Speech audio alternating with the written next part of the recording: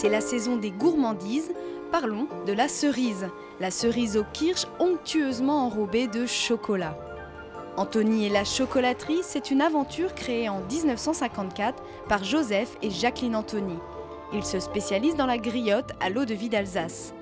Depuis 57 ans, elle fait la renommée de cette entreprise familiale, reprise aujourd'hui par Bernard et Michel, deux frères, deux amoureux du chocolat.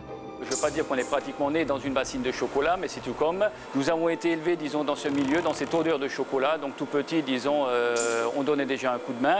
Ensuite, mon épouse m'a rejoint, donc elle s'occupe plutôt de tout ce qui est, disons, tout ce qui est magasin. Vincent, le fils, nous a rejoint l'an passé. L'histoire de ce chocolat 100% alsacien commence par cette variété de cerise, la Montmorency. Une cerise couleur vive, une chair tendre et un jus incolore légèrement acidulé. Pendant près d'1 an, 10 tonnes de ce fruit macèrent dans du kirsch, une eau-de-vie obtenue par distillation de jus fermenté de cerise. Elles vont être séchées, tout simplement, disposées sur des assiettes et commence donc l'enrobage proprement dit. En premier lieu, la cerise va être enrobée de sucre alcoolisé. À ce sucre, nous allons rajouter de l'eau-de-vie de kirsch. Donc, et le mélange va tout simplement nous obtenir un sucre alcoolisé. Alors ce sucre, au bout de 8 jours à peu près, va se liquéfier et nous donner l'eau-de-vie qui se trouve dans la griotte. Donc cette eau-de-vie n'est pas injectée ou que sais-je, contrairement à ce qui se fait au niveau industriel, où disons tout est fait à l'aide de moules. Là, chaque cerise donc, va être traitée l'une après l'autre, et donc ce qui fait qu'elle n'est pas calibrée. Donc une petite cerise va contenir moins d'eau-de-vie. Bien sûr, les gourmands auront vite repéré la grosse cerise. Tout simplement, à ce moment-là, elle aura une contenance d'eau-de-vie bien plus élevée.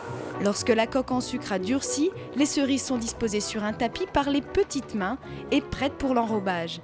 Les unes derrière les autres, elles sont recouvertes d'un chocolat noir. Les cerises vont sortir de l'enrobeuse, vont passer sur un tapis. Chaque cerise, l'une après l'autre, va être vérifiée de telle sorte qu'il n'y a pas des bulles d'air qui se créent. Car dès qu'il y a des bulles d'air qui se créent, nous avons le risque par après que l'eau-de-vie s'en échappe. Il faut compter 1 heure pour que le produit soit terminé, de ce que vous avez vu au départ, le tri des cerises, le séchage, jusque, disons, à l'emballage final. Enrobage le matin, emballage l'après-midi, la chocolaterie produit chaque jour 150 kg de chocolat, soit 12 000 cerises. Pour le chocolat, il y a 2 saisons, Pâques et Noël, et la griotte représente 50% de la production. Dans la boutique Anthony, vous trouverez une quarantaine de produits. L'innovation est permanente. Dernièrement, donc, nous avons rajouté un chocolat à la fleur de houblon, toujours pour travailler, disons, un peu les eaux-de-vie régionales, car nous travaillons aussi bien la framboise, la mirabelle, la poire, le marc de Gewürz. Nous avons un chocolat à l'esprit de Noël, donc pain d'épices. Qui dit pain d'épices fait également Alsace. Nous essayons quand même de nous démarquer par rapport à notre qualité et à notre savoir-faire. Profitez des fêtes et régalez-vous avec modération quand même. Paul, lui, a déjà tout compris.